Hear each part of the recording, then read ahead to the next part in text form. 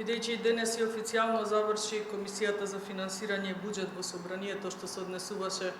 по однос на ребалансот за 2025 година, па еве едно кратко резиме и од страна на нашата пратеничка група. Имено што се случи при овој ребаланс, се случи некредибилни ликови од народот да понудуваат кредибилни проекти за луѓето. Зошто велам некредибилни? Затоа што се тоа истите оние луѓе кои што имаа можност изминатите 7 години кога беа на власт да ги решат овие проблеми на луѓето, но еве сега велат дека нудат помош. Инаку, сума сумарум, со новиот деловник, Комисијата за финансирање и буџет може да трае 10 плюс 2 дена доколку не стаса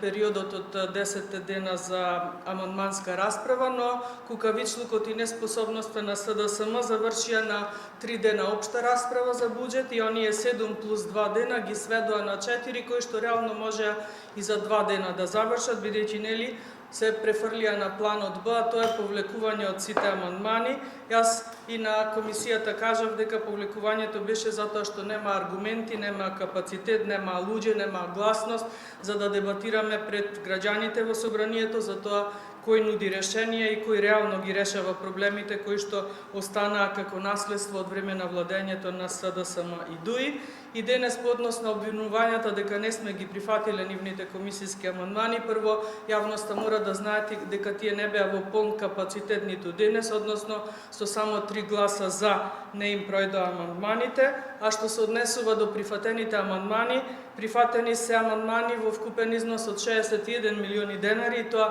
еден е прифатен од подносителот Оливер Спасовски, се однесува за инфраструктурен проект во неговата општина во вредност од 6 милиони евра, понатаму се прифати амандман во вредност од 50 милиони евра, се однесува на здруженијата за лицата со попреченост и нивните потреби, и денес еден комисиски амандман во вредност од 5 милиони денари за Универзитетот Гоце Делчев во Штип, и нивниот амандман за пожарникарите не е изгласан, односно никој не гласаше против, а за жал немаше ни некој да гласа за. Не знам колку се во тек колегите од СДСМ, ДУИ и Левица, дека веќе е во тек план за вработување на 400 пожарникари, дека е во полна кондиција се што се однесува до опрема на оваа влада за справување со пожарите, и факт е дека и најмалиот и најголемиот пожар и во зафатнина и во мощност